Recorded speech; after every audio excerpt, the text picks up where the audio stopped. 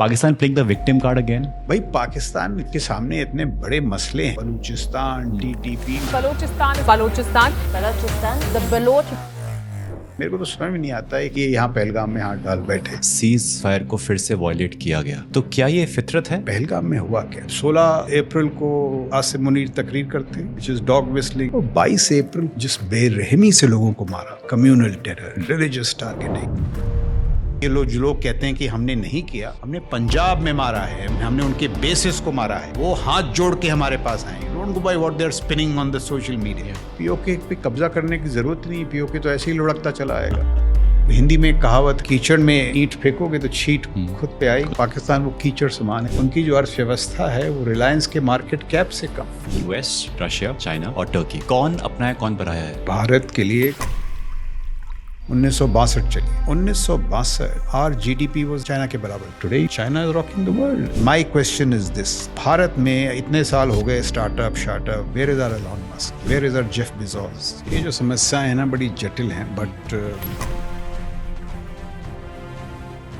दोस्तों, आज हमारे साथ हैं लेफ्टिनेंट जनरल राज शुक्ला सर, इंडियन आर्मी के एक ऐसे विजनरी लीडर जिन्होंने ईस्टर्न माउंटेन से लेकर वेस्टर्न डेजर्ट तक ट्रूप्स लीड किए हैं और डिफेंस प्लानिंग के सबसे टॉप ब्रेन्स में रहे हैं। ये पॉडकास्ट मेरे लिए आसान नहीं था। Shukla sir is highly intellectual and you will witness it in this conversation. इस एपिसोड में हमने कवर किया है इंडिया पाकिस्तान की वॉर, कश्मीर के flash point, ceasefire violation, Pakistan की terror factory, US China diplomacy game, Balochistan का अनरेस्ट क्यों है, ऑपरेशन सिंदूर के लेसन्स क्या हैं और इंडिया को एज अ डेवलप्ड कंट्री 2047 उससे पहले बनने के लिए हमें आज क्या करना होगा। Let's dive deeper because now it's time for OMG conversations with Dewas Gupta.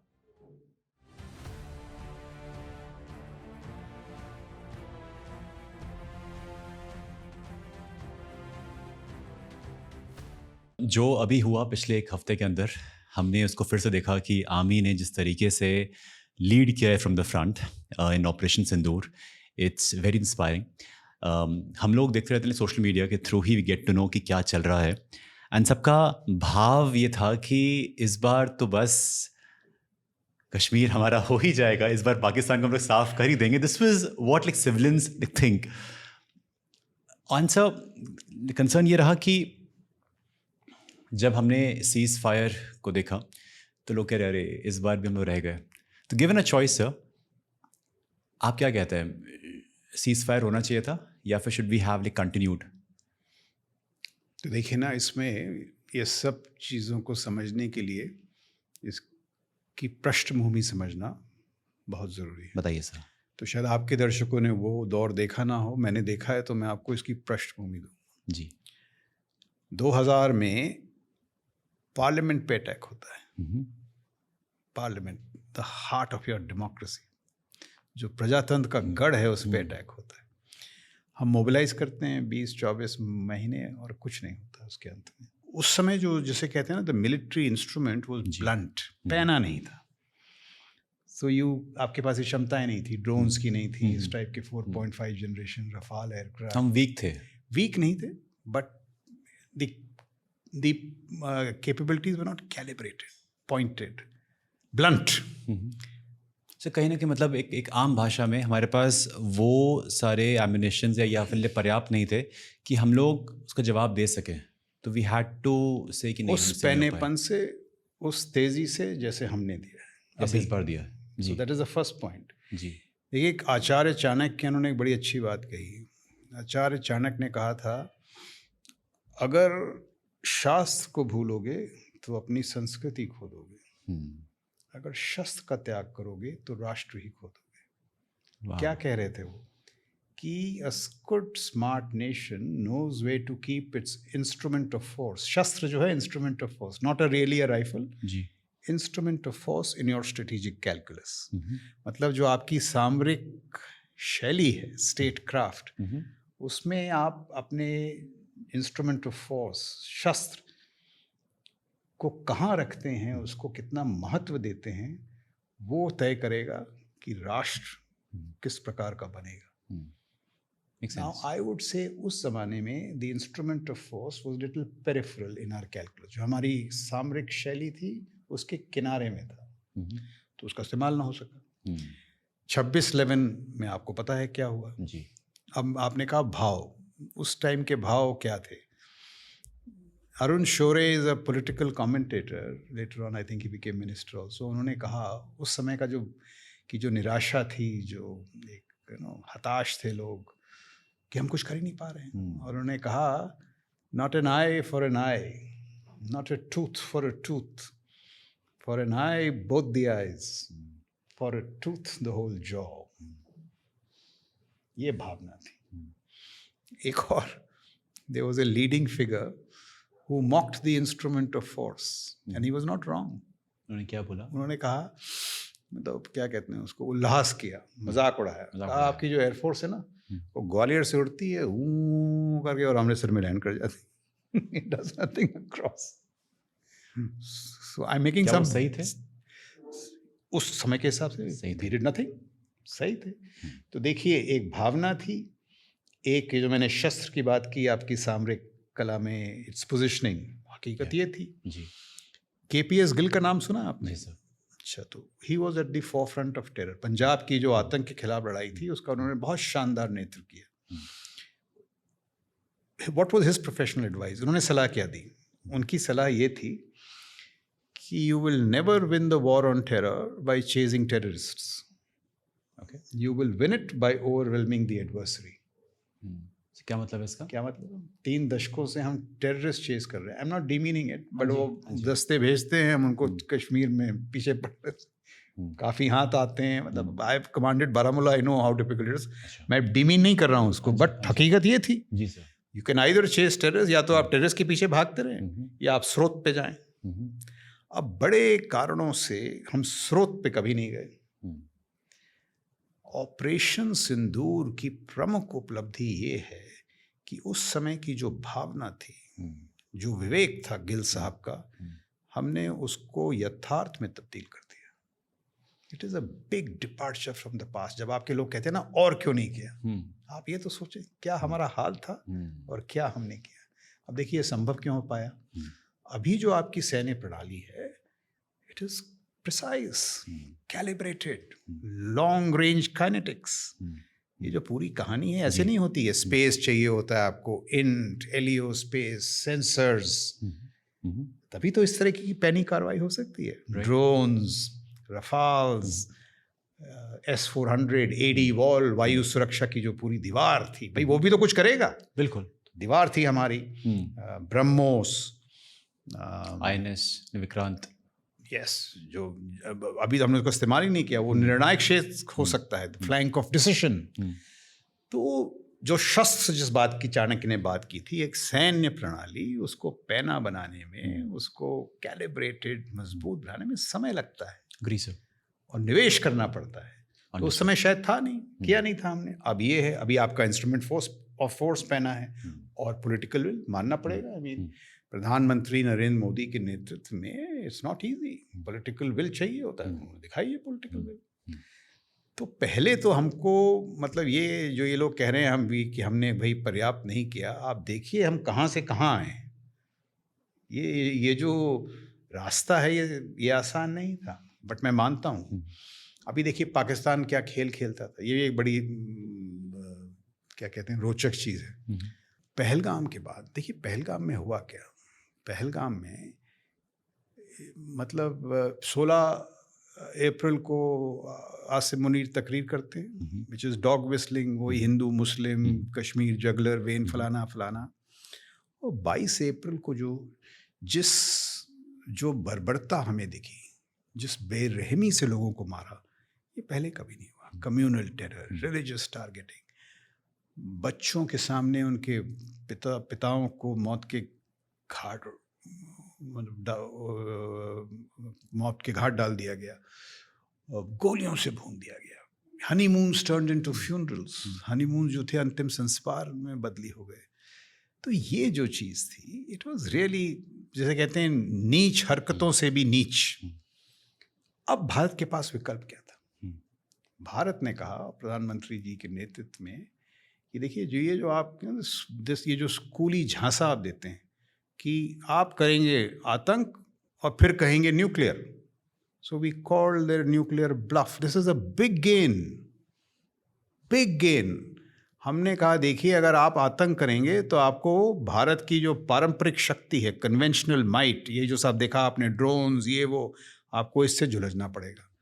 और उसमें हमने कहा देखो बच्चों हम क्या करेंगे, पहले बात तो हम आपका सिर्फ टेरर इकोसिस्टम मारेंगे, बट टेरर इकोसिस्टम वो नहीं बालाकोट दूर, जहाँ जो स्रोत है साउथ पंजाब, रावलपिंडी, रायविंड, बहावलपुर, सियालकोट, यहाँ मारेंगे, क्योंकि ये कर तो रहे थे पंजाबी, इससे इनको बहुत गहरी चोट पहुंची, इन्होंने इसका अंदाज़ा नहीं लगाया होगा। और जब इन्होंने एस्केलेट किया, लड़ाई को बढ़ाने की कोशिश की, हमारे S-400 आकाश तीर, तो हमको बड़ी सफलता मिली है।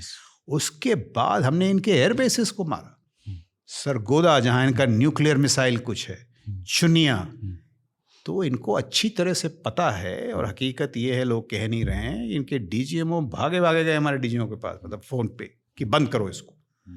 तो ये बड़ी उपलब्धि है। ये जो लोग कहते हैं कि हमने नहीं किया, हमने पंजाब में मारा है, हमने उनके बेसिस को मारा है, वो हाथ जोड़ के हमारे पास आए, don't go by what they are spinning on the social media.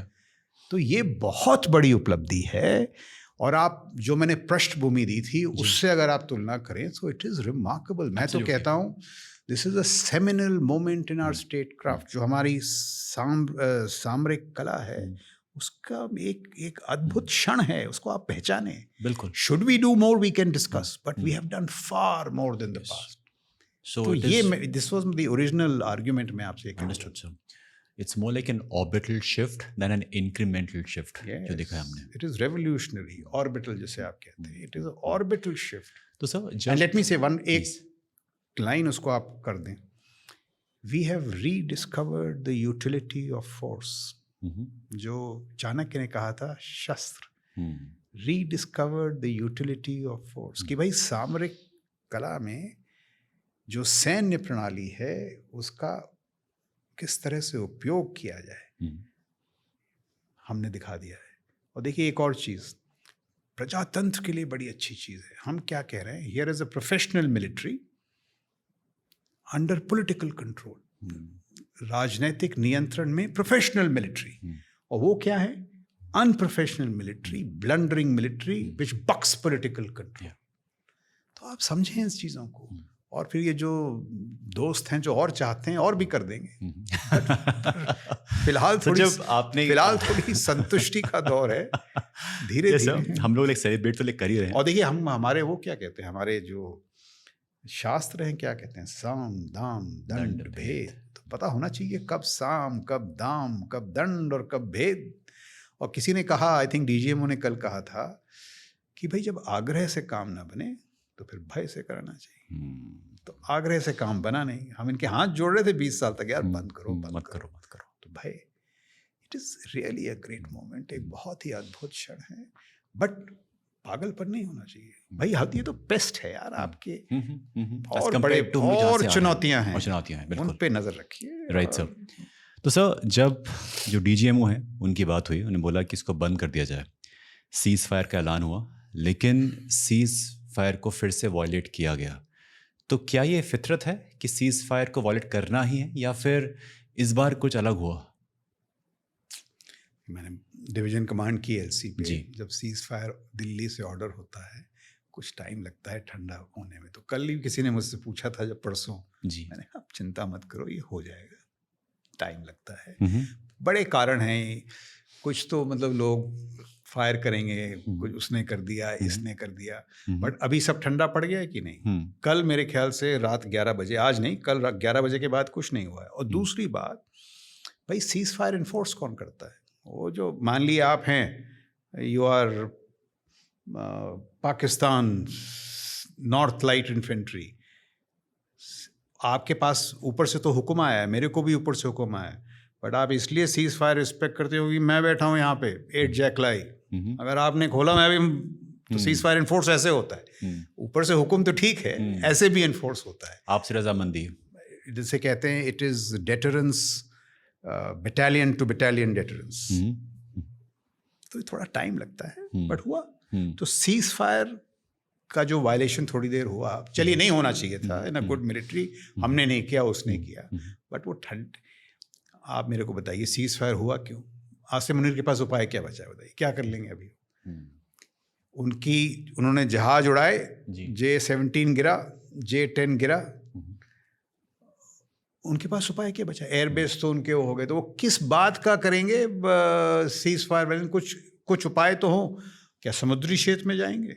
वो तो निर्णायक है हमारे तरफ, 2 एयरक्राफ्ट कैरियर उनके पापास, 0 हमारी न्यूक्लियर सबमरीन देगी, तो उनके पास एस्केलेशन के लिए उपाय क्या हैं? तो हम क्यों घबरा रहे हैं? कुछ नहीं होगा। लेकिन सर 2003 में जो अग्रीमेंट हुआ था बिटवीन इंडिया एंड पाकिस्तान की सीज फायर अग्रीमेंट, वो इससे पहले क्यों नहीं था, जो कि 2003 में ही आया? देखिए इसकी बड़ी लंबी कहानियाँ हैं। जो लाइन ऑफ कंट्रोल है ना जी, जैसे हम कहते हैं, it is not a settled boundary. जैसे इंटरनेशनल बाउंड्री है, हाँ जी, जम्मू के नीचे इंटरनेशनल बाउंड्री है। ये जो इलाका है अखनूर से लेके ऊपर पुंछ, रजौरी, बारामूला, तंगदार, ये है लाइन ऑफ कंट्रोल। 71 के बाद बिकॉज वी कुडंट एग्री, हम इस बात पे सहमति ना बना पाए कि इंटरनेशनल बाउंड्री क्या हो, तो शिमला एग्रीमेंट के तहत एक लाइन ऑफ कंट्रोल बनाया गया था। मतलब ये लाइन ऑफ कंट्रोल है, और दोनों साइड्स ने कहा कि चलिए हम इसका आदर करेंगे। बट वहाँ जैसे इंटरनेशनल बाउंड्री वगैरह में फायर बहुत कम खुलता है, कभी खुलता ही नहीं है। It is a settled boundary, वहाँ ये अक्सर होता रहता है। It is jockeying for advantage. तो वहाँ तो पोस्ट हैं जो 25 मीटर, हम यहाँ हैं 25 मीटर पे पाकिस्तानी पोस्ट है, so, कभी मौका मिला एक लगा दिया, उड़ा दिया। It's jostling like that. So commanders try to keep it cool. और जब वो एग्रीमेंट हुआ था 2003 में, ऐसे कई बार एग्रीमेंट्स हो चुके हैं। उसके बाद एक और हुआ था 2000, जब बालाकोट के बाद, देखिए इससे फ़र्क तो पड़ता है। बालाकोट के बाद उनको जब पता लगा कि भाई अब हम तैयार हैं, जिसे कहते हैं न्यू नॉर्मल्स इन आ स्ट्रेटेजिक आउटलुक, हम तैयार हैं कि घुस के मारेंगे बालाकोट। तो जनरल बाजवा जो उनके चीफ थे बात करने लगे जियो इकोनॉमिक्स के। उन्होंने कहा भाई टेरर से कोई फ़ायदा नहीं है। तो एग्रीमेंट साइन हुआ, तो एलसी ठंडी पड़ गई। मतलब एलसी पे फायरिंग के इंसिडेंट्स कम हुए। अब देखिए दोनों तरफ प्ले करता है। वो एलसी को हॉट क्यों रखते हैं? अगर एलसी गर्म हो, उसकी आड़ में वो टेररिस्ट निकालते हैं। आप समझ रहे हैं? तो it's LC management is a lifetime science. You have to serve in it for your life to know that. But जो agreement था पहले, अभी भी एक agreement था जो ये ऑप सिंदूर की वजह से खत्म हुआ। अब दोबारा जो सीज फायर हुआ है, IB में जो है उस सीज फायर को लागू करना ज़्यादा आसान होगा, LC में लागू करने थोड़ा टाइम लगेगा। जैसे आज जैसे सीज फायर है जी, तो आप ये ना समझे LC में फायरिंग बिल्कुल बंद हो गई है, हो रही होगी फायरिंग छोटी मोटी। तो LC और IB में ये फर्क है। आपने भी जिक्र किया शिमला अग्रीमेंट का, तो शिमला अग्रीमेंट में क्या हुआ था सर? अगर आप आसान भाषा में बता सके तो क्या 1971 के बाद जब हमारी जीत हुई, जब ईस्ट पाकिस्तान बना, बांग्लादेश बना, ईस्ट पाकिस्तान बांग्लादेश में रूपांतरित हुआ, और हमने उनके 90,000 करीब POWs लिए जो हमारे हाथ में थे। उसके बाद जो उनके प्रधानमंत्री थे जुल्फ़िकार अली भुट्टो, और हमारी जो प्रधानमंत्री थी इंदिरा गांधी जी, उनके बीच ये एक एग्रीमेंट हुआ था, शिमला में साइन हुआ था। इस एग्रीमेंट में बेनज़ीर भुट्टो आई थी बतौर द डॉटर ऑफ जुल्फ़िकार, और इस एग्रीमेंट के तहत 2 चीज़ें निर्धारित की गई थी। सर्वप्रथम ये कि भाई जो हमारी डिस्प्यूट्स हैं, कश्मीर डिस्प्यूट्स, हम बायलैटरली सॉल्व करेंगे बातचीत के साथ। We will not go to third parties, UN, जिसका बाद में पाकिस्तान ने उल्लंघन किया। और दूसरा, उसी एग्रीमेंट के तहत हमने कहा ये जो जम्मू एंड कश्मीर में जो बाउंड्री है उसको लाइन ऑफ कंट्रोल बोला जाएगा, कंट्रोल के तहत। और उसके साथ काफ़ी एग्रीमेंट्स थे लाइन ऑफ कंट्रोल एग्रीमेंट के साथ। How you will not escalate, fire कैसे नहीं खोलेंगे ना, छोटे मोटे काफ़ी एग्रीमेंट्स होते हैं। But it was a broad understanding जिससे शांति बनी रही, काफ़ी शांति बनी रही। जिस 71 के बाद कई ऐसे दौर आए जब LC पे फायरिंग वगैरह की का जो वॉल्यूम है बहुत बड़ा, but the agreement per se was not violated ever. So international boundary is a permanent boundary, LC is a semi permanent boundary. तो सर मतलब because I have never been there, अगर हम बात करें इस पूरे एरिया की, अगर ये आपका मेन इंटरनेशनल एक बॉर्डर है, इस पर ये बात करें इंटरनेशनल बॉर्डर है, तो जो LOC है वो कहाँ पड़ता है, मतलब इसी के आसपास पड़ता है? तो जम्मू डाउनवर्ड्स आप मान लें IB है, तो जम्मू, पंजाब, राजस्थान, ये जो सरहद का हिस्सा है पाकिस्तान के साथ, ये इंटरनेशनल बाउंड्री है। ठीक है, मतलब यहाँ कोई डिस्प्यूट नहीं है। ठीक है, तो यहाँ आईबॉल टू आईबॉल डिप्लॉयमेंट नहीं है। ठीक है, एक बाउंड्री है, BSF वगैरह है, आर्मी नहीं आती। ठीक है, उधर since it is LC, eyeball to eyeball department boundary तो है, बट एक बटालियन इधर, उनकी एक बटालियन उधर, कुछ पोस्ट। मतलब ऐसा क्यों है? Because it is not an agreed boundary.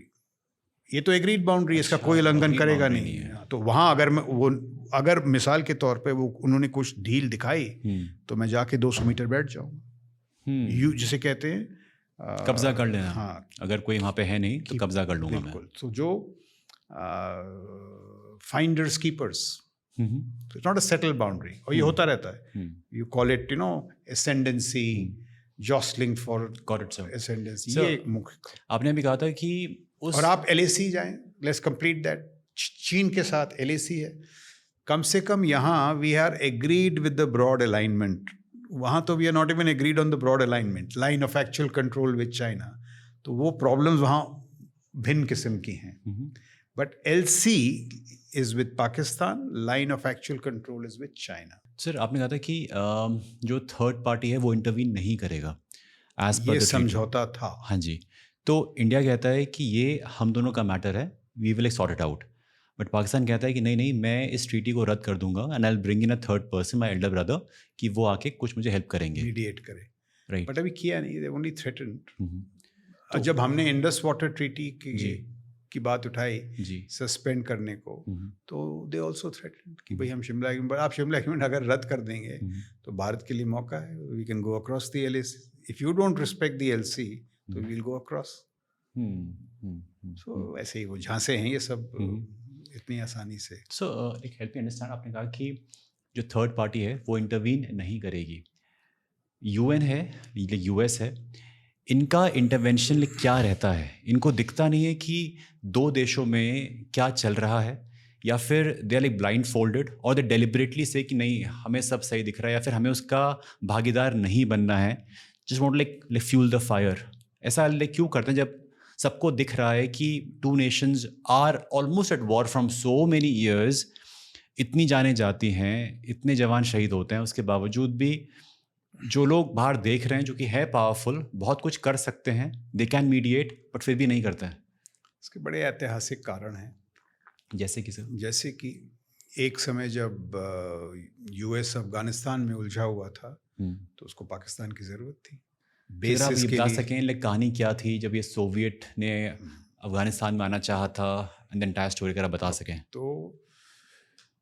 जो जिसे कहते हैं प्रथम शीत युद्ध, cold war 1, cold war 1 was between Soviet union and the USA। जी। वो दो मुख्य पावर्स थे और उनके बीच में प्रतिस्पर्धा थी, और ये प्रतिस्पर्धा खेली गई अफगानिस्तान में। तो कहा जाता है कि USA ने बाय डिज़ाइन ये एक चाल चली, एक इसकी रचना की कि सोवियत यूनियन को अफगानिस्तान में उलझा दो। अफगानिस्तान का इतिहास बड़ा पुराना है। ब्रिटिश के ज़माने में भी एक जगह या एक राष्ट्र जिस पे कभी कोई काबू नहीं पा पाया, it is because of Afghans, because उनके जो ट्राइबल्स हैं दे आर फियर्स। तो ब्रिटिश को हार माननी पड़ी, सोवियत यूनियन को हार माननी पड़ी। तो कहा जाता है अमेरिका ने इनको फंसाया, और हराया किसने, हराया कैसे? मुजाहिदीन के ज़रिए। और मुजाहिदीन को किसने पनाह दी, ट्रेनिंग की, उनको पाला पोसा? ISI। तो अब आप ISI के सोच से जोड़िए। ISI कहता है कि जब हम इंडिया से कन्वेंशनली लड़ते हैं हम हार जाते हैं, बट हमने सोवियत यूनियन को भी मुजाहिदीन के ज़रिए हमने उनको हरा दिया। तो भारत को हराने के लिए मुजाहिदीन की ज़रूरत है, टेररिस्ट की ज़रूरत है। सो कोल्ड वॉर में जब USA ने पाकिस्तान का इस्तेमाल किया अफगानिस्तान में सोवियत यूनियन को हराने के लिए, so it was important to it. उससे पहले the cold war played out like this कि पाकिस्तान जो था सेंटो, सियाटो, ये वेस्टर्न अलायंसेस थे, उसका हिस्सा था, और भारत जो था वो सोवियत यूनियन की तरफ था। तो नेचुरली एक USA was supporting Pakistan, Soviet union was with us. 1971 में तो इसकी चरम सीमा देखने को मिली व्हेन इंडो सोवियत ट्रीटी के तहत यूएस ने 7th फ्लीट भेजा। 7th फ्लीट को क्या कहते हैं? 7वां बेड़ा, see 7th fleet, to coerce us not to do Bangladesh, और सोवियत यूनियन हमारे साथ था। तो मतलब इतिहास वो है कि पाकिस्तान और भारत के बीच भूमिका यूएसए की भी रही है और सोवियत यूनियन की रही है। आज की हालत क्या है? मैं चीन हूँ, मेरी प्रमुख प्रतिस्पर्धा किसके साथ है? भारत के साथ। What is the best way to do it? Through Pakistan. तो वो हो रहा है। तो जो आप कह रहे हैं दैट इज वर्ल्ड ऑफ अटोपिया। मेरे सपनों की दुनिया में कुछ नहीं होना चाहिए, भारत को तरक्की करनी चाहिए अपने, बट रियलिटी में ये सब geopolitics. So today there is no doubt Pakistan को किसकी सहायता मिली हुई है? चीन की मिली हुई है और टर्की की। टर्की तो ड्रोन सुपर, और ये सारे ड्रोन इनके पास आए कहाँ से? सिर्फ टर्की से है। टर्की से आए। तो ये जियोपॉलिटिक्स है, पाकिस्तान, टर्की और चीन, बनस्पत Bharat. This is geopolitics also coming into it. Sir, ऐसा बोलते हैं कि 1978 में जब एक कोल्ड वॉर की शुरुआत हुई थी, तो उस टाइम पे US played the proxy war वाला गेम, जहाँ पे उन्होंने अपने जो सैनिक हैं उनको नहीं यूज़ किया, बल्कि जो वहाँ के अफ़गानिस्तान के जो ट्राइबल्स हैं उन्हीं को उन्होंने ट्रेन किया टू फाइट अगेंस्ट यूएसएसआर। वो इतना स्ट्रांग बन गया इनफॉर्मल मुजाहिदीन कि वही अब आज एक थ्रेट बन गया है। सो पाकिस्तान कहता है कि पहले तो मुझे बोला गया कि इनको ट्रेन करो, और मुझ पे इल्ज़ाम लगा रहे हैं कि हमने मुजाहिदीन को इतना फ्यूल दिया है, इतना पनाह दिया है। So is Pakistan playing the victim card again? No, Pakistan is not, whether it is victim card not is not the issue. भाई मेरा सवाल उनसे है कि आप तो एक स्वायत्त राष्ट्र हैं, you make your own decisions जी, तो अमेरिका के बोलने पे आपने किया क्यों? मतलब आप इतने भोले थे? अगर आप इतने भोले थे, you will pay the price for it. अच्छा, एक्चुअल प्रॉब्लम, इनकी जो प्रॉब्लम हो रही है आज बलूचिस्तान, तहरीक तालिबान पाकिस्तान के साथ क्या हुआ? तहरीक तालिबान के दो हिस्से हैं, एक अफगानिस्तान का और एक पाकिस्तान का। कुछ दिन पहले जब फैज़ हमीद काबुल पहुंच गए थे और एक वो चाय का प्याला पी रहे थे, उन्होंने क्या कहा? देखो, अफगानिस्तान में तो हमेशा नॉन तालिबान गवर्नमेंट रही है, वो सरकार हमेशा ऐसी मानी जाती थी कि वो भारत के हित में थी। पहली बार तालिबान सरकार आई तो भाई अब तो अफगानिस्तान हमारे हाथ में। बट कुछ दिनों बाद वो आपने देखा तहरीक तालिबान अफगानिस्तान और तहरीक तालिबान पाकिस्तान के बीच फूट आ गई, क्योंकि पश्तून वली भाई वो कहते हैं, तहरीक तालिबान अफगानिस्तान वाले कहते हैं जब हम मुश्किल दौर में थे तो ये टीटीपी ने तो हमारी मदद की, अब हम इनको छोड़ नहीं सकते हैं, और वो टीटीपी की मदद कर रहे हैं, और टीटीपी कहता है पाकिस्तान में शरीयत होनी चाहिए। तो जो पाकिस्तान स्टेट है वो टीटीपी से जूझ रहा है। बलूचिस्तान में उनकी अपनी प्रॉब्लम्स हैं। अभी हम पीओके की बात कर रहे थे, पीओके पे कब्जा करने की ज़रूरत नहीं, पीओके तो ऐसे ही लुढ़कता चला आएगा। भाई पाकिस्तान इतनी बुरी, उसके सामने इतने बड़े मसले हैं, बलूचिस्तान, टीटीपी, मेरे को तो समझ में नहीं आता है क्या विवेक है कि ये यहाँ पहलगाम में हाथ डाल बैठे। या तो आप बड़ी तरक्की कर रहे हों और बड़े सुरक्षित हों और आपने खेल खेल दिया, तो खुद तो आप मर रहे हो, और यहाँ एक राइट। और इसका रीज़न ये है कि इनकी ये जो लीडरशिप है ना, आईएसआई, पाक मिलिट्री, मंद बुद्धि की है। It is strategically obtuse, low cunning, वो एक गिरी हुई चाल वाल में, बट नो स्ट्रेटेजिक विजडम। तो ये पूरी कहानी है जियोपॉलिटिक्स, पॉलिटिक्स, ये सब। ऐसा भी कहते हैं कि जो बलूचिस्तान के लोग हैं वो कभी नहीं चाहते हैं कि वो पाकिस्तान का हिस्सा बने। They have this internal conflict always कि हमें इसका हिस्सा नहीं बनना है। कि पाकिस्तान की जो कहानी है ना, वो मुख्य तौर पे है पंजाब बनस्पत बाकी। मतलब तो थोड़ा सा अगर आसान ये है कि उनकी एक पंजाबी मुस्लिम्स हैं, ये लाहौर वहौर बेल्ट के, आप देख लें उनकी सेना में जो अधिकतर अधिकारी गण हैं वो पंजाब से हैं, उनके सिविल सर्विसेज में पंजाब से हैं, पॉलिटिक्स में पंजाब से हैं। नवाज शरीफ, शहबाज शरीफ सब पंजाबी हैं। एक बेनज़ीर भुट्टो हुई हैं सिंध से, और ख़ास उनसे नाराज़ हैं बलूचिस्तान, खैबर पख्तूनवा, POK, अब जैसे बलूचिस्तान वाले कहते हैं कि भाई हमारा इतिहास तो सदियों पुराना है, आप तो 1947 में पैदा हुए, आप हमको क्या बताओगे। They actually take pride in this. Asim Munir sahab ने उस तकरीर में कहा था 1500 बलूची टेररिस्ट। अरे यार, बलूचिस्तान जो है उसका क्षेत्रफल आप पंजाब, सिंध, POK, खैबर पख्तूनवा मिला लें उससे बड़ा है। इट इज़ बड़े रेयर अर्थ्स हैं, मिनरल्स है। अगर इनमें विवेक होता, दानिशमंदी होती, तो ये अफगानिस्तान बलूचिस्तान को साथ लेके चलते। सर वैसे बड़ा है area wise, in terms of population बहुत कम है। या बट एरिया वाइज तो बड़ा है, पॉपुलेशन कम होगी, बट मिनरल्स बहुत हैं। यस।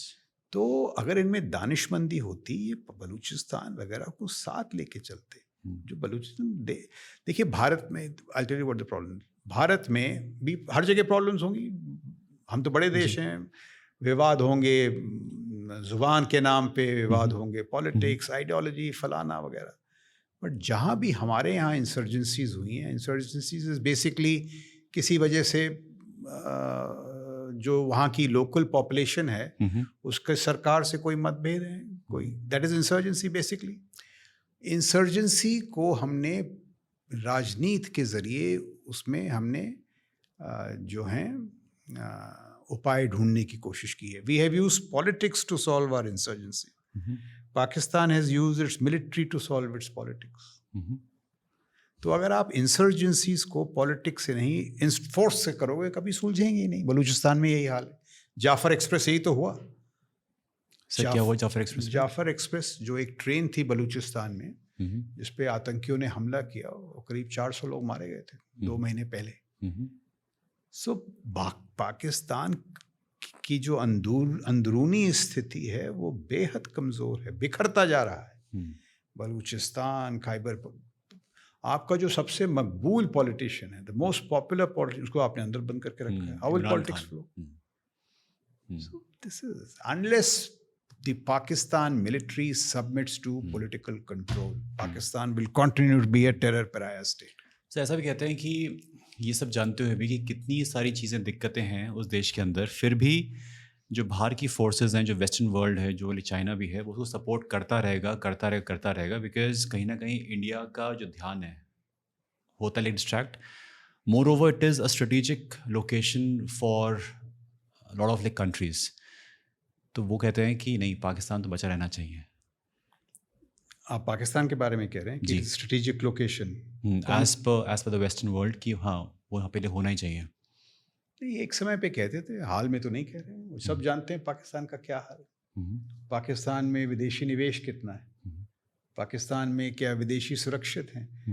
कुछ दिनों पहले तक तो वो एक क्रिकेट मैच नहीं खिला पा रहे थे। और देखिए, एक समय था 1980-90 में, जब आप पाकिस्तान अगर आप जाते तो उनकी जो अर्थव्यवस्था है वो हमसे बेहतर थी। उनकी कारें बेहतर थी, फ्रिजेस बेहतर थे, टेलीफोन्स बेहतर थे। फिर वो फंसे इस जाल में, आतंक के जाल। जब से आतंक के जाल में फंसे हैं, उनकी तबाही शुरू है। और तबाही तो लगातार होती जा रही है। अभी मैं आपसे बात कर रहा था, आप गौर तो करें, हम हैं $4 ट्रिलियन इकोनॉमी, वो है $0.38 ट्रिलियन इकोनॉमी। उनकी जो अर्थव्यवस्था है वो रिलायंस के मार्केट कैप से कम है। अभी बात कर रहे हैं $1 बिलियन IMF ने दिया। अरे साहब, हमारे यहाँ 2 बिजनेसमैन, एक बॉम्बे और एक चेन्नई वाला, $1 बिलियन 2 घंटे में दे देगा आपको। So they have to realise what they are. Pakistan तो कोई मुकाबला ही नहीं है। एक जिसे कहते हैं पेस्ट थ्रेट, मच्छर है। I was like doing some research and I got to know कि अभी तक $30 बिलियन ले चुका है पाकिस्तान फ्रॉम IMF। एंड इस टाइम पे वो ग्रांट करना कहीं ना कहीं ये दर्शाता है कि someone wants Pakistan to thrive और to survive, I would say. Do you feel that? Because ऐसा बहुत लोगों को लगा कि इस टाइम पे ये फंड ग्रांट कर देना, कहीं ना कहीं क्या USA का इसमें रोल था? होगा, बट उसका आकलन ये है कि जो ये मार्को रूबियो की बातचीत के बाद हुआ, $1 बिलियन दिया, तो मैंने ये सुना है कि आश्वासन ये दिया गया कि भाई आप $1 बिलियन ले लो और सीज फायर कर लो। ये प्रेशर है कि भाई सीज फायर में उनको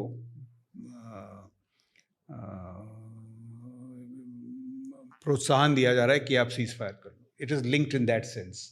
तो कैसे लिंक है कि अगर आपने एक तरफ उनको लिए पैसा दिया है और बोला है कि अब सीज फायर कर दो, isn't that कि आपको पैसा दिया है, now you can buy more arms and ammunitions, more missiles, more tanks and everything, और जाके ऑल लड़ाई करो? या फिर इज इट गिवन कि अब आप अपने आप को आप ठीक कर सकते हो, अपने आप को प्रिपेयर कर सकते हो, सो दैट अगर कल फिर से कुछ होता है तो you are ready to face the heat? So $1 billion के बिना तो पाकिस्तान की सांस बंद हो जाएगी. वो तो जीते ही इसी पे.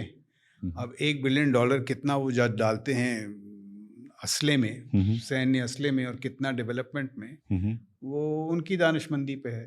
पर $1 बिलियन के बिना तो उनकी इकॉनमी बंद हो जाएगी. तो $1 बिलियन तो लेना ही है. तो अगर मैं इतना कमज़ोर हूँ और आप मेरे को $1 बिलियन दो और कहो यार ये बंद कर दो युद्ध, तो मैं कर दूंगा. Because you have to. उनमें स्वायत्ता नहीं है. जो हमारे पास स्ट्रेटेजिक ऑटोनॉमी है, we don't need to listen to USA in that sense. So they have to listen to USA in that sense. So that is the reason. So थोड़ा सा जो ब्रॉडली पर्सपेक्टिव है, यूएस, रशिया, चाइना और Turkey, कौन अपना है कौन पराया है भारत के लिए? भारत के लिए कोई अपना नहीं है, सभी पराए हैं. मतलब इसका ऐसा नहीं है कि रशिया मैं आपको समझाता हूँ. जब मैं बड़ा हो रहा था 1980 में, तो एक लेख लिखा गया था, पता नहीं टाइम्स ऑफ इंडिया में कहीं था, the wallflower and the dance of the dinosaurs. उसका मतलब ये था कि भारत जो था वॉलफ्लावर थी. वॉलफ्लावर कौन होता है अंग्रेजी डांस में? वो लड़की होती है जिसे कोई डांस के लिए नहीं पूछता है. तो वॉलफ्लावर बेचारी खड़ी रहती है दीवार के साथ, कोई पूछता नहीं. सो इन द इंटरनेशनल सिस्टम उस आर्टिकल का तात्पर्य था हम वॉलफ्लावर थे, और दोनों डायनासोर जो नाच रहे थे, यूएसए और यूएसएसआर, हमको नाच के लिए पूछ ही नहीं रहे थे. Today we are the geopolitical toast of the world. आप जहाँ बाहर जाएं, मैंने देखा है पासपोर्ट, भारत की जो आवाज़ सुनी जाती है, people respect you. There is a distinct change, very distinct, क्योंकि हमने विवेक दिखाया है to focus on our economy, to grow. पर साथ साथ ये भी बहुत ज़रूरी है, मेरा ये मानना है, ये जो हमारी यात्रा है अमृतकाल में विकसित भारत की ओर, इसमें बड़ी राष्ट्रीय सुरक्षा चुनौतियाँ आएंगी. ये तो शुरुआत है, ये तो अभी झांकी है, पिक्चर तो अभी बाकी है. चीन, जैसे मैंने आपको बताया, उसकी इकोनॉमी 4, उसका जो सैन्य भाग है, जो जो जो शक्ति संतुलन का, the military component of the power balance between us and China, शक्ति संतुलन का जो सैन्य भाग है $450 बिलियन. हमें वो देखना है. हमारा कितना है सर, जस्ट टू अंडरस्टैंड कि वेयर वी स्टैंड? अगर उनका $50 बिलियन है चाइना, मैं कह रहा हूँ जो डिफरेंस है military component, spending is $450 billion. जो हम खर्च करते हैं और वो खर्च करते हैं सारा ना, $450 बिलियन. तो आप कह रहे हैं कि इंडिया से चाइना $450 बिलियन ज़्यादा स्पेंड करता है. जी हाँ. अपने डिफेंस को स्ट्रॉन्ग करने के लिए. जी हाँ, क्योंकि हमारी $4 ट्रिलियन इकोनॉमी है, उसकी $18 ट्रिलियन इकोनॉमी है. तो हमें इन चीज़ों पे गौर करना है. पाकिस्तान के साथ उलझना थोड़ी ना है. हमारी हिंदी में कहावत है कि भाई अगर कीचड़ में ईंट फेंकोगे तो छींट खुद पे आएगी. तो पाकिस्तान वो कीचड़ समान है, वो चाहता है कि आप उस पर ईंट फेंकें. बट हमारी जो यात्रा है वो विशाल है, बड़ी है, सपने हमारे बड़े हैं.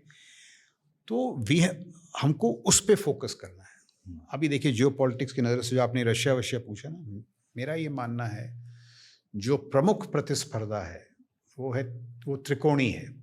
USA, China, India. यूएसए, चीन और भारत. कैसे? USA is a challenged hegemon. USA challenged hegemon. पहले तो एक हेजमन था, कोई उसको पूछता नहीं था, मतलब रास्ता साफ था. अब चीन आ गया है. चीन इज अ राइजिंग चैलेंजर. चीन की जो इकोनॉमी है 70% तो है ही यूएसए की. टेक्नोलॉजीज में यूएसए से आगे है वो. आप डीप सीक को ले लें तो उन्होंने एआई में पीछे छोड़ दिया है यूएसए को. तो it's a serious challenger. Taiwan आपका नाम सुना होगा. ताइवान क्राइसिस में यूएसए के पास 7 दिन की मिसाइल्स नहीं है, प्रिसिशन मिसाइल्स. चीन जो है 10,000 क्रूज मिसाइल्स हर हफ्ते बनाता है. तो ये गैप क्लोज कर रहा है. ये जो आकांक्षी विश्व बंधु है, हमें देखना है हमें क्या खेल खेलना है. किस तरह से, how can we complicate China's rise? तो इसमें एक सवाल था कि जब चाइना ने सोचा कि 1980 में हम लोग एट पार थे, व्हेन दे थॉट कि हमें अगले 20 साल में यहाँ से यहाँ पहुँचना है, तो क्या वहाँ पे जो उनके मिनिस्टर्स हैं उनके मीम्स नहीं बने, उनका मजाक नहीं बनाया, उनको फ्रिक्शन नहीं मिला जैसे हमें इंडिया में मिलता है? या फिर इंडिया में अगर कोई अच्छा करना चाहता भी है तो ज़्यादा उसको ऑब्स्टिकल्स का सामना करना पड़ता है, ऐसा है? या फिर वहाँ पे चाइना में देखकर एक बार एक बोल दिया तो फिर बोल दिया, तो कैसे ऐसा? तो भारत, ये जो सवाल है कि भाई चीन सबसे आगे कैसे निकल गया, हाँ जी। यूएसए में भी सवाल ही पूछ रहे हैं। भाई ट्रम्प साहब का जो पूरा इलेक्शन कैंपेन इसी पे है कि भाई चीन हमसे आगे निकल गया। तो इसका एक ईमानदार जवाब है और एक इसका क्या कहते हैं, डिसऑनेस्ट जवाब। नहीं सर, पहला चीन ईमानदार चाहिए मुझे। पहले डिसऑनेस्ट की बात करते हैं। पहले ईमानदार वाला। It's important. डिसऑनेस्ट जवाब क्या है कि China is an autocracy so it is doing better than us. बड़ा सिंपल जस्टिफिकेशन है कि भाई अगर हम भी ऑटोक्रेसी हो जाएं तो हम, the point is how is China ideating better than you? वो सोच में आपसे आगे क्यों है? सो किसी ने कहा है open society close minds, close society open minds. लागू करने की बात नहीं है, सोच में कैसे आगे है। वो बैटरीज के बारे में सोचता है, आप नहीं सोच पाते। वो डीप सीक करता है, आप नहीं सोच पाते। देखिए, आपने जैक मा का नाम सुना है? जी सर। तो जैक मा से जी साहब नाराज हो गए थे। गायब हो गए वो भी। नहीं गायब हो गए, देखो उन्होंने क्या किया। अगर यहाँ बंदा गायब हो जाए, अगर मैं गायब हो जाऊं तो मैं सल्क करूंगा, कुछ करूंगा नहीं। जैक मा ने कहा कि अगर मेरे को दोबारा जी के इनर सर्कल में आना है तो मेरे को कुछ ऐसी चीज़ कर दिखानी है कि जी मेरे पे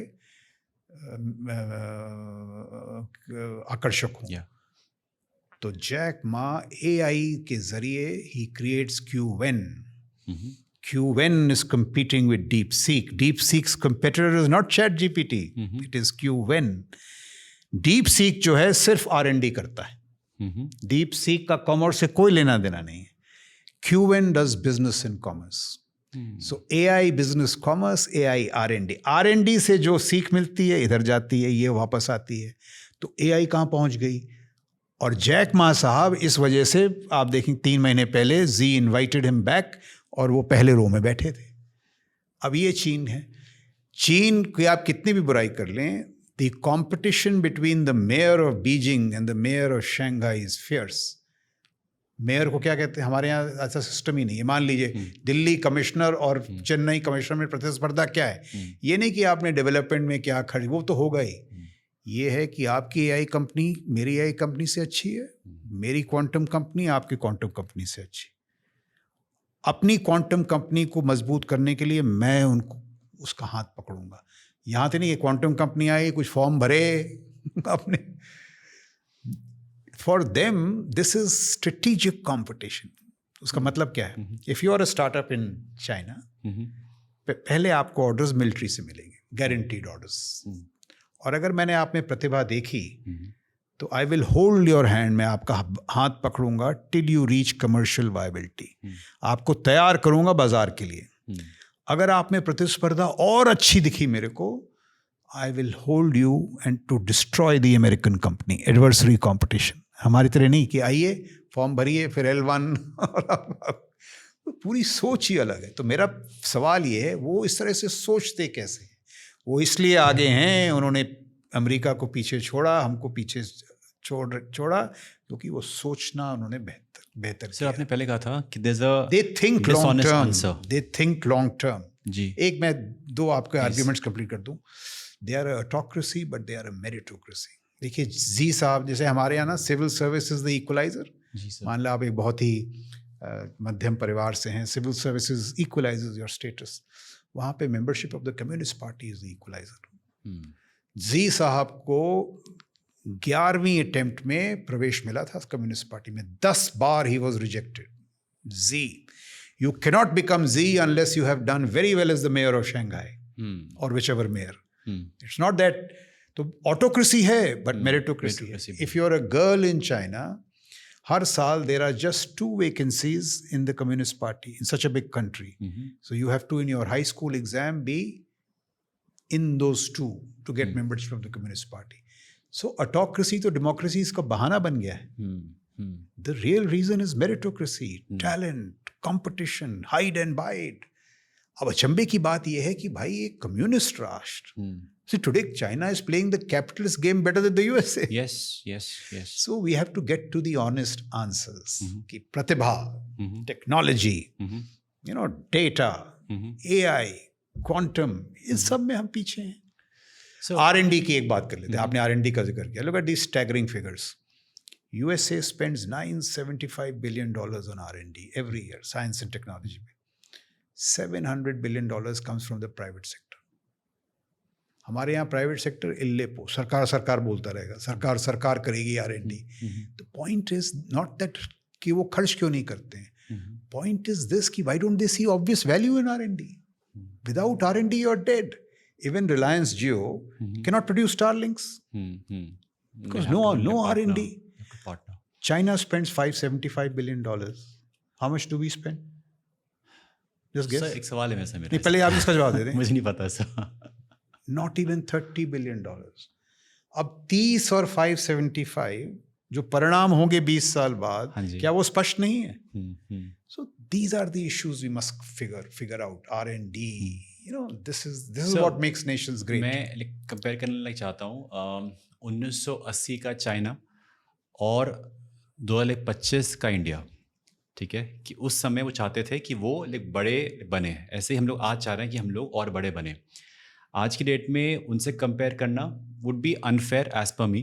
रादर जब उन्होंने शुरुआत करी होगी, चाहे वो हाइड एंड बाइट था या फिर फोकस करना है, तो उनको the change of philosophy, change of ideology, change of doing things जो हम आज करने जा रहे हैं, बहुत फ्रिक्शन मिलता है। तो कहते हैं ना, जब आपके देश में ही इतना अनरेस्ट हो, कभी कोई कुछ बोल रहा है, कोई कुछ बोल रहा है, वो लीडरशिप अपने आप को कैसे नेविगेट कर पा रही है इतना स्मूथली? क्योंकि आज भी अगर देश में कुछ लोग करना चाहते हैं तो इतने सारे इंटरनल फोर्सेस उनको रोकते हैं कि the energy and the time and the resources goes into कि भाई शांत हो जाओ, let us focus on R&D, let us focus on growth. कुछ लोगों को समझ नहीं आता, उन लोगों को सिर्फ राइट से आता है समझ। तो ये जो आप कह रहे हैं ना, ये जो अस्थिरता थी, जी सर, वहाँ पे थी क्या चाइना में? नहीं, उसकी भी बात करते हैं। संघर्ष उतना ही था, अलग प्रकार का संघर्ष। मैं आपको बताता हूँ संघर्ष क्या था। जो अस्थिरता थी हमारे यहाँ, जब से मोदी साहब आए हैं, हाँ जी, पॉलिटिकल स्टेबिलिटी बढ़ी है, राइट, अस्थिरता कम हुई है। तो अब तो कर दो यार कमाल, अब तो अस्थिरता का भी बहाना नहीं रहा, अब तो कर दो। दूसरी बात देखिए, दी आर्ग्यूमेंट इज लॉन्गर। आप 1980 की बात कही ना, 1962 चलिए, okay, 1962 our GDP was China के बराबर थी, per capita we were better. Nehru was the toast of the world, he was that western educated. Mao वगैरह वर गुरेलाज, उनसे कोई बात नहीं करता था। In fact one of the reasons of 62 is Mao tells Chiao En-lai कि what does Nehru think of him? It was to put Nehru in place. But Nehru साहब को जनरल थिमाया ने बताया, बड़े लोगों ने बताया, सरदार पटेल ने बताया कि चीन से हमारा खतरा है उस समय। तो अर्थव्यवस्था से कुछ पैसे निकाल कर डिफेंस में लगाई। Nehru, I am not condemning him because it's fashionable to condemn him, but he said don't worry, Himalaya बचाएगा हमको। He actually said it. When Thimaya told him, he said, don't worry, diplomatic service will. He forgot the wisdom of Chanakya, जो मैंने अभी बात कही। See, he was very fond of visiting the hills, I'm told. So he used to go to, say, Darjeeling and look. He was a dreamer. And he used to think कि यार देखो, एक दिन चीन से ट्रेड आएगा, भारत का trade आएगा और एशिया महान बनेगा। तो दी कमेंटेटर राइट्स कि नेहरू साहब भूल गए कि वो जो वैलीज हैं जहाँ से ट्रेड आता है, वहाँ से सेनाएं भी आती और एक दिन सेनाएं आई। So the point is in statecraft you have to mash both force and diplomacy, समन्वय के साथ। अब चीन ने बड़े सोच समझ के, जो hide and bite, they said हम कहीं नहीं उलझेंगे, सिर्फ इकोनॉमी, सिर्फ टेक्नोलॉजी। और जब बन गए कुछ, अब जी साहब कह रहे हैं लाउड एंड प्राउड, अब कह रहे हैं ताइवान में आप आइए, हम आपसे उलझेंगे। जब ट्रेड वॉर छेड़ी ट्रंप ने, तो he didn't buckle, he could have, he didn't buckle. तो भाई हाइड एंड बाइट से लाउड एंड प्राउड में समय लगता है। मैं आपको एक और उदाहरण देता हूँ, which is a dramatic one. 1950, Mao is waiting to cross the Taiwan Strait. 100 kilometre तो दूर है, 2 दिन में हो जाएगा। ये है पावर। विवेकानंद की जो बात कही ना, पावर मैटर्स। वो कहते 2 दिन में हो जाएगा, और America sends a 7th fleet in Taiwan. Mao साहब पीछे हो जाते हैं। 1958 में दोबारा प्रयत्न करते हैं। इस बार अमेरिका ह्यूब्रिस देखो, न्यूक्लियर वेपन्स, ताइवान के लिए न्यूक्लियर वेपन स्ट्राइक्स कर, माओ फिर पीछे हो जाते हैं। 1995 में दोबारा ताइवान क्राइसिस होती है, दोबारा तीसरी बार। इस बार Bill Clinton sends 2 aircraft carriers. अब चीन कहता है बहुत हो गया, हम बनाएंगे A2AD, anti access area denial. उन्होंने अभी पिछले 20 साल में इन्वेस्ट किया है in the most sophisticated rockets, drones, space, to create such an instrument of long range precision strike, और 20 साल लगे हैं। अभी जो IPACOM है, इंडो पैसिफिक कमांड, जिसके मुखिया हैं एडमिरल पपारो। एडमिरल पपारो कहते हैं कि अगर हम फर्स्ट आइलैंड चेन में घुसने की कोशिश की तो इनकी A2AD हमारे एयरक्राफ्ट कैरियर्स को तबाह कर देगी। Look at the dramatic change in power. And वो इंस्ट्रूमेंट ऑफ प्रिसिशन बन कैसे सका? बिकॉज उनकी इकोनॉमी में भी तरक्की हुई थी, टेक्नोलॉजी की दरें बढ़ी थी, उनके बिना तो हो ही नहीं सकता। और क्योंकि आपने ये किया, आप देखिए जियोपॉलिटिकल आउटकम्स। अगर Taiwan, and I am telling you, America ने ताइवान को बोला है कि देखिए आप अपना रक्षा खर्च बढ़ाइए, 10% करिए, नहीं तो हम आपकी मदद नहीं करेंगे। अगर मैं ट्रम्प को ठीक समझता हूँ, वो ताइवान में दखल नहीं देगा। He is transactional. वो कहता है यार ताइवान तो 1000 किलोमीटर दूर है। बट जियोपॉलिटिकली अगर चीन ने ताइवान को अपने कब्जे में कर लिया, what will it do to American power? Japan क्या सोचेगा? साउथ कोरिया क्या सोचेगा? तो जैसे ब्रिटेन के साथ सुएज मोमेंट था, सुएज क्राइसिस के बाद ब्रिटेन की पावर का जो पतन, these are the consequences of not investing in technology, not being long term. अब the point is China has done it. अब he's an autocracy, आप रोते रहें। भारत में सबसे पहला बहाना है कि साहब हम क्या करें, हम तो डेमोक्रेसी हैं। ये कौन सा आर्ग्यूमेंट हुआ? डेमोक्रेसी का मतलब ये था we are choosing that because it is a superior system. Democracy will be innovative. Democracy will have talent. इतना ना कि democracy will be mediocre. USA has now woken up to it. अब देखिए USA की मैं आपको खूबी बताऊं, क्योंकि USA जाग गया है, वो अभी चीन को मात दे देगा। USA में ये है, उनकी जो सिस्टम्स हैं। हमारा my question is this, Bharat में इतने साल हो गए startup, where is our Elon Musk, where is our Jeff Bezos, where is our Wang? जब तक हमारी जो प्रणाली मस्क को पैदा नहीं करेगी, बेजोस को पैदा नहीं करेगी, दीज काइंड ऑफ एंटरप्रेन्योर। देखिए गैम्बल्स क्या है, आप देखिए जब मैं बड़ा हो रहा था तो हमको स्पेस करते थे। स्पेस इज़ वेरी इंपॉर्टेंट जी। तो ऐसा बताया था कि स्पेस इतनी अनोखी चीज़ है कि सिर्फ कुछ राष्ट्र कर सकते हैं, और ये हकीकत थी। Soviet Union, USA, India was also there. We were space power of consequence. What is Elon Musk done? He has made a country thing a company thing. Today, the partner of US Spacecom is not NASA, it is not Boeing, it is not Lockheed, it is Elon Musk. Ukraine was a country without a navy. Can you imagine that? एक जहाज नहीं था. Crew drones Starlinks has knocked out the Black Sea Fleet out of Sevastopol. ये है startups का कमाल, innovation का कमाल। देखिए आपको मैं एक वाक्य बताता हूँ। जब ये यूक्रेन युद्ध शुरू हुआ तो एक उनका स्टार्टअप है पैलेंटियर करके, आप देखें पैलेंटियर, उसका CEO था एलेक्स कार्प। उसने देखा युद्ध है, क्या करते हैं स्टार्टअप इस तरह? Data enabled services. अच्छा, पैसे बनाने का मौका है, उसे कोई हमदर्दी नहीं, यूक्रेन पैसा। तो he makes calls to Zelensky sahab से बात करने की कोशिश करता है। ज़ेलेंस्की से कोई बात होती नहीं, एज यूजुअल बड़ी परेशानी होती। He walks and drives across Poland. एक दिन ज़ेलेंस्की को बताया था कि साहब एलेक्स कार्प इंतज़ार कर रहे हैं, much like Chandrababu Naidu waiting outside the Microsoft office. तो कहते वो कौन है? कहते साहब वो डेटा इनेबल्ड सर्विस देते हैं। हमसे क्या करना, हम तो युद्ध लड़ रहे हैं। तो इसे नहीं, मतलब उनमें कुछ रुचि होती है तो चलो बुला लो। ही टेल्स हिम कि sir just give me all your data free. जो यूक्रेन में लड़ाई हो रही ना, उससे जो डेटा जनरेट होगा आप मेरे को फ्री कर दें। I will give you AI enabled services. तो ज़ेलेंस्की हैड नो आइडिया। तो ही सेड देखो अभी मैं कोई एश्योरेंस नहीं है, बट आप कर लो, बट नो मनी, इधर कोई ज़रूरत नहीं है। टुडे उसने जितना यूक्रेन का फायर, मैन्यूवर, लॉजिस्टिक्स, सेंसर सबको एआई इनेबल कर दिया है. Ukraine without a navy, without an air force, if it is still on the fight, in the fight, it is because of innovation of this kind. Data enabled service. उसका असर क्या होता है? मान लीजिए एक आर्टिलरी शूट को 40 minute लगते थे. With Karp's AI enablement, it takes 5 minutes. All the 80% of Russian casualties, men and equipment, जो उनका नुकसान हुआ है, have not come from infantry, have not come from armor, not from artillery, not from air power, dronery. It's a massive change. Half of it is driven by Karp's AI-enabled data services. आपने यहाँ देखा भी drone suddenly? जी. ये देखिए. They have changed the character of war. And what has Alex Karp done? अब Zelensky खुश हैं उसके साथ. इतना मिला है.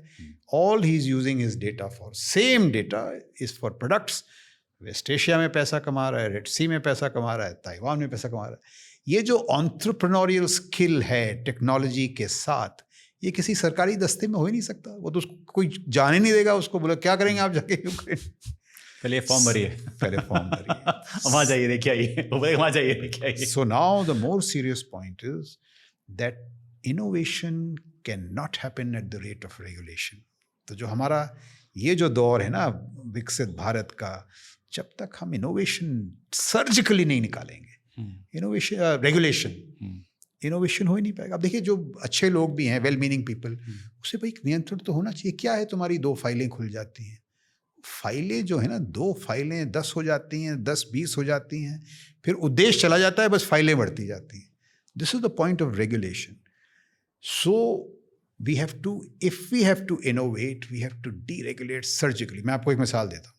प्रधानमंत्री ने शुरू किया ये आत्मनिर्भरता in defence, very good idea. 10 साल हो गए उसको. अब आप देखिए drones, the area I know, मैंने सुना है कुछ 100-150 ड्रोन कंपनीज हैं. 10 साल के बाद अगर ड्रोन में 12 कंपोनेंट्स हैं, 11 जो हैं हम इंपोर्ट करते हैं और 9 चीन से इंपोर्ट करते हैं, तो क्या आत्मनिर्भरता? सो आत्मनिर्भरता इज अ गुड शुरुआत, but you have to deregulate vigorously. जब तक भारत में स्टार्टअप्स राज नहीं करेंगे, and these names don't grow, Elon Musk, क्या है वो, पामर, लकी, अब तो यहाँ भी सुनते हो आप यार, BYD, वैंग, डीप सीक, वो मेरे को नाम नहीं याद है, बट वहाँ भी एंटरप्रेन्योर्स हैं. So this innovation culture, unless it comes into India, we will not make it to the, ये हम विकसित भारत पूर्ण रूप से नहीं बन पाए. सर अक्सर अभी जो देखिए जिन चीज़ों पे हमने बातचीत की, इनोवेशन, टेक्नोलॉजी, कल्चरल ट्रांजिशंस, इनका पाकिस्तान से क्या लेना है? पाकिस्तान मरा हुआ देश है, क्यों उसके पीछे पड़े हो? मरने दो, इतना ही काफ़ी है उसके लिए. But we have to focus on these large, and who will do it? Your generation will do it. तो कहते हैं कि for innovation, for R&D, you need like time and money. तो इसलिए स्टार्टअप्स आज की डेट में they look for like quick solutions and strategy. जैसे मैंने बोला वहाँ पे ना, डिफेंस कंपनीज होल्ड हैंड, वो टिल कमर्शियल वायबिलिटी, यहाँ पे टू डिस्ट्रॉय, यहाँ पे ऐसा हो नहीं पाता है. तो सोच ही नहीं है. एग्जैक्टली. तो अगर हम लोग स्टार्टअप करना लाइक चाहते भी हैं, तो because of the forces we realise कि सपोर्ट नहीं मिल पाएगा. सो अभी के लिए एग्जिस्टेंस पे ही फोकस रहता है दैन कि बिल्डिंग समथिंग एक्सेप्शनल. तो वो जो कॉन्ट्रम है उसको कैसे करेंगे सॉल्व? अब आसान नहीं है. I can't give you, but there are successes in startups. मैं एक स्टार्टअप को जानता हूँ, थर्ड आई टेक, जिसको हमने ऑर्डर दिया था डिफेंस में पहले. आज उसको US स्पेसकॉम से ऑर्डर मिला हुआ है, बिलियंस ऑफ डॉलर्स. यही स्टार्टअप जब प्रधानमंत्री जी गए थे Delaware, so the startup was on the technology round table with the prime minister. Ambani थे साथ में. तो ऐसे हैं बिरले. बट मैं कह रहा हूँ ये बिरले नहीं होने चाहिए, they should become the norm. So today 10 साल के बाद हमारे पास काफ़ी स्टार्टअप्स हैं. उनको बस एक ही चीज़ चाहिए, क्या? Orders, orders, orders. उनको आप ऑर्डर्स देंगे, उनके पास पैसा आएगा, वो और R&D करेंगे. आप IT दिल्ली में चले जाइए, आपको मिलेंगे 30-40 स्टार्टअप्स डिफेंस के, रात के 2-2, ढाई बजे तक. वो I told you they are giving crores as packages. But वो एक, it is a very competitive field. मतलब प्रतिस्पर्धा की जो दरें हैं उनका हमको समझ नहीं पड़ेंगी कि it is, what is it, cutthroat competition. So do you feel that India में कई बार लोग कहते हैं कि Ambani and Adani, they are the ones who get all the share of almost everything. तो तब द आम आदमी फील्स कि क्या मुझे वो सपोर्ट मिलेगा अगर मैं कुछ बना भी लेता हूँ तो क्या वो इतना बड़ा ले बन पाएगा, because eventually you have a bigger shark who would engulf you. सो देखिए ये आर्ग्यूमेंट इट्स बाहर क्या होता है, जैसे कोरिया में, यूएसए में, चाइना में, they talk of national champions. What is national champion? कि उस स्टार्टअप को चुनते हैं जिसमें प्रतिभा होती है and they back them all the way. That's Adani, that's Ambani, governments back them.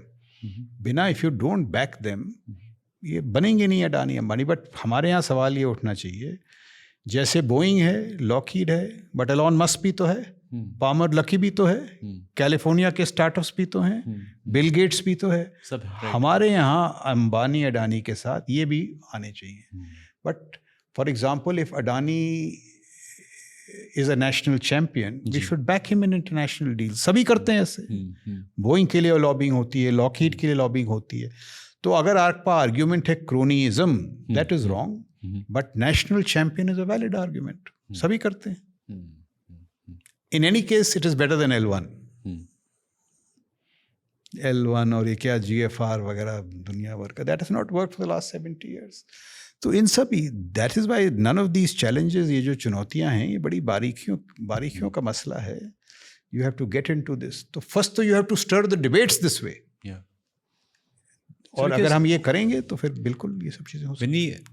हम जो देखते हैं कि रेलवे स्टेशन पे इतनी भीड़ होती है उन नौजवानों की जिनको भी एक सरकारी एग्ज़ाम देने जाना है, जिसमें मात्र कुछ सीट्स हैं बट एप्लीकेंट्स मल्टीपल टाइम्स में है.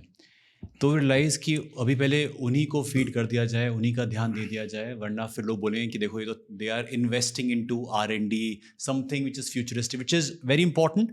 लेकिन आज लगता है कि पहले इनको तो देख लो. जैसे कि suppose if anyone builds a statue, तो उस पर बहुत इशू होते हैं कि you could have built hospital, could have done this and this and this. लेकिन उसके ज़रिए का टूरिज्म आ रहा है, वो उस समय नहीं आ रहा है बट लॉन्ग टर्म में ज़रूर आ रहा है. तो ये short term crisis like fire fighting versus long term stability, जो कि है ज़रूरी बट स्टिल अस्थिरता काफ़ी रहती है.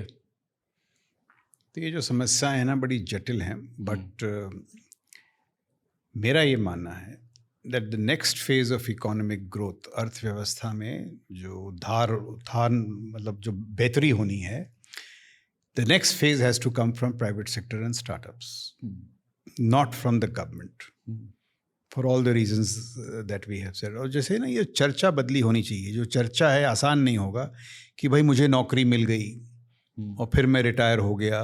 ये चर्चा बदली होनी चाहिए. भाई मैंने एक कंपनी क्रिएट की, एक सफल हुई, एक फेल हुई. ये जो चर्चा है जिस दिन आएगी, then India will, as I say, the next phase of growth has to be entrepreneurial, private sector, startup. Government job से वो नहीं होगा. And it's not that government job is bad. Let me also tell you कि जो राष्ट्र हैं जैसे Singapore वगैरह, जहाँ सिविल सर्विस को तवज्जो दी जाती है, तो civil service is paid better than the private sector. तो you need people. Oh yes. So you need people in the civil service also, because after all government makes policy वगैरह थोड़ी चीज़ें. But देखिए, the whole debate has to change from what? It has to change from merely giving jobs to talent identification, acquisition and retention. That's the point, sir. Yes. How do we retain it? Because एक talent है, मुझे लगता है कि आज के समय में मेरे टैलेंट की जो कदर है वो यहाँ पे इतनी नहीं हो रही जितनी बाहर होगी. So let me go out. अगर मुझे यहाँ पे विजन दिख ही नहीं रहा है कि इसको हम लोग नर्चर कर सकते हैं, I can get return out of it, I will say it's better I go out, build something massive and get a great life for my self. ऐसे अधिकतर लोग सोचते हैं. बड़ा अच्छा सवाल है. देखिए, जब चीन के जो युवा थे वो भी अमेरिकन यूनिवर्सिटी जा रहे थे. जी, सेम थॉट. हाँ, तो उस समय लोगों ने, वेस्ट डेमोक्रेसी ने ये कहा कि नहीं, चीन का सिस्टम ऐसा है कि वहाँ कोई नहीं जाना चाहता, ये वो. बट आप देखिए, चीनी जाते थे और चीनी वापस आते थे. तो क्या था वो? So there was something changing there. कुछ बदली हो रहा था. अब तो मैंने आपको बताया, डीप सीक में वो बाहर ही नहीं जा रहे हैं. उनको ज़रूरत ही नहीं है, आकांक्षा ही नहीं है, क्योंकि वो यूनिवर्सिटीज़ बन गई हैं, वो इकोसिस्टम बन गया है. बीजिंग और शंघाई का जो प्रतिस्पर्धा है वो शायद यूएस से ज़्यादा है। इंफ्रास्ट्रक्चर चीन का जो है यूएस से बेहतर है। आप JF कैनेडी एयरपोर्ट गए, it's worse than Delhi airport. तो जो अमेरिका के एक समय जो आकर्षित करता था लोगों को, वो बदली हो रहा है। अब देखिए वहाँ डिबेट क्या हो रहा है। अगर वो डिबेट ये वास्तविकता में बदली तो अमेरिका का भी पतन निश्चित है। उनके एक आइडियोलॉग हैं स्टीव बैनन। एलॉन मस्क पे अपना ध्यान दें। स्टीव बैनन कहता है H1B इज़ अ लाई। मतलब H1B is a lie. Why? He says ये इसकी बुनियाद ये है कि भाई अमरीकियों में इंटेलिजेंस नहीं है तो बाहर से हम लोग मंगा रहे हैं। ही सेज ये जो झूठ है ये अमरीकी कंपनियों ने इसको खड़ा किया है ताकि उनको चीप लेबर मिल जाए। अब देखिए अगर ये हकीकत है तो H1B भी खतरे में है। But if it is not a हकीकत, I think it is not.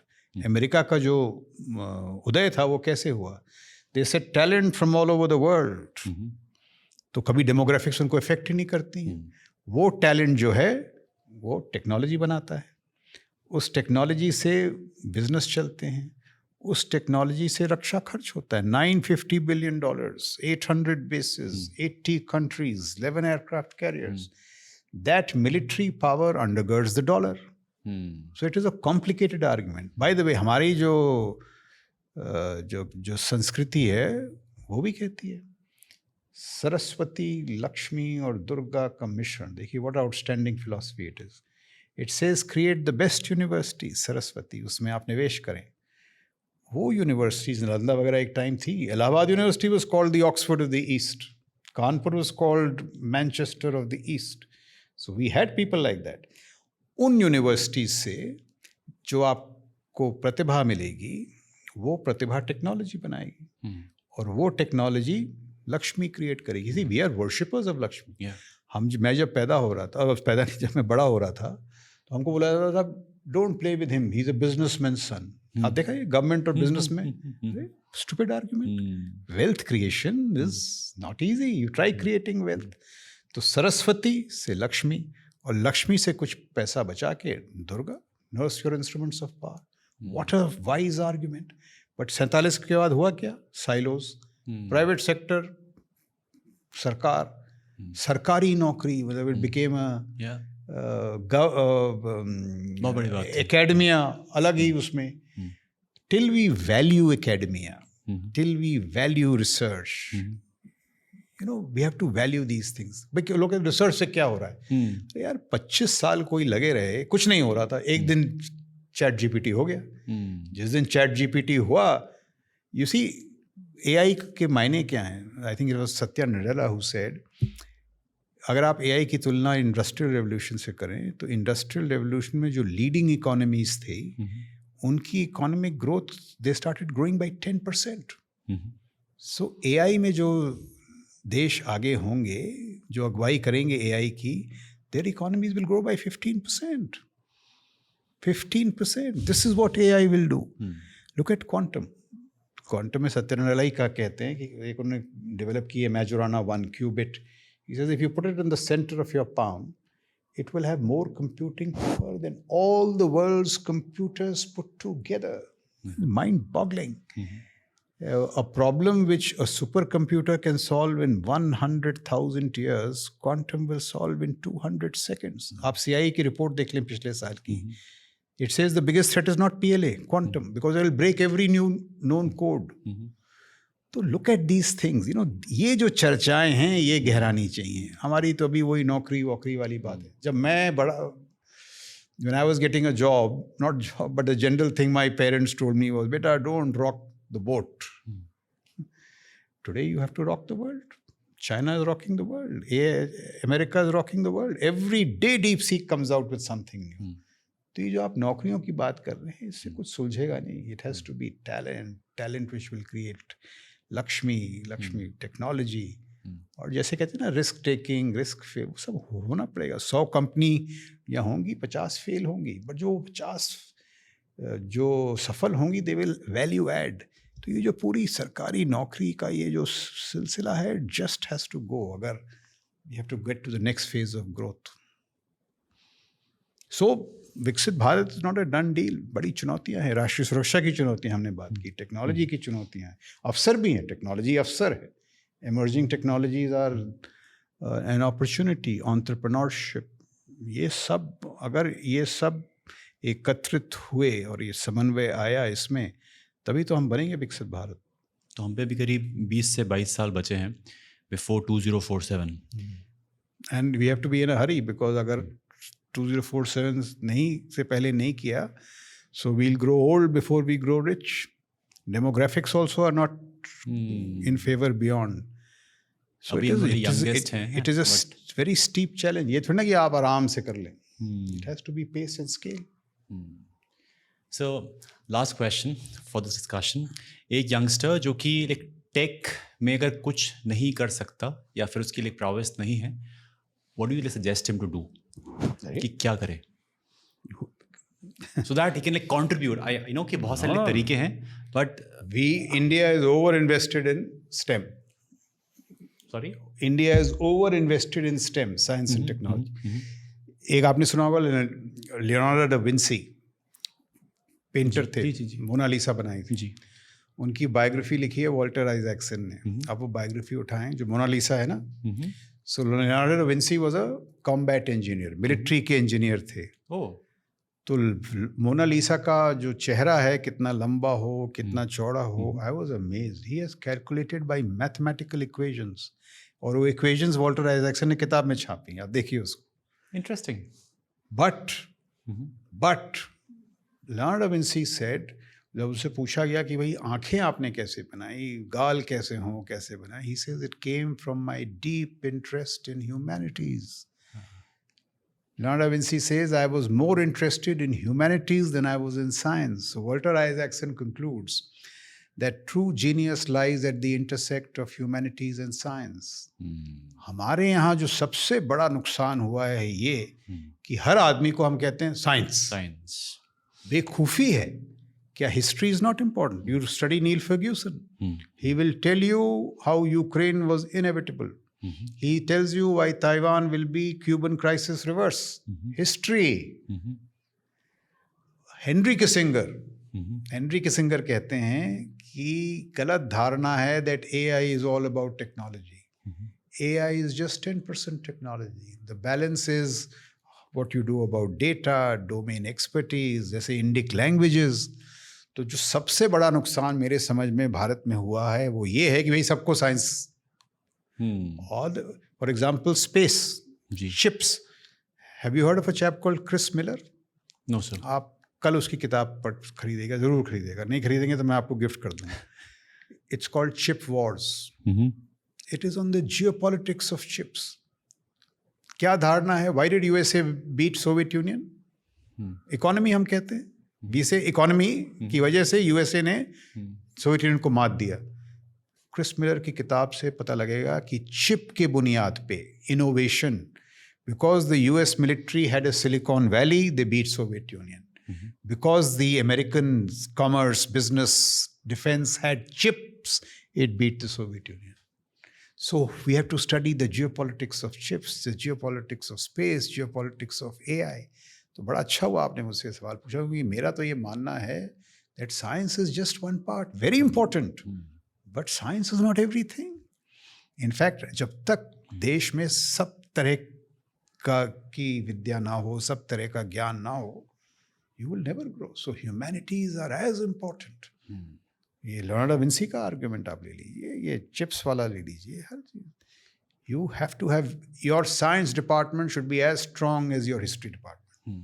मेरा ये मानना है. प्रॉब्लम इज हमारी ऐसा है नहीं यथार्थ में. So I think it is absolutely wrong कि भाई technology is everything. Though I am a big technology में बड़ी बात करता हूँ, it has to be balanced.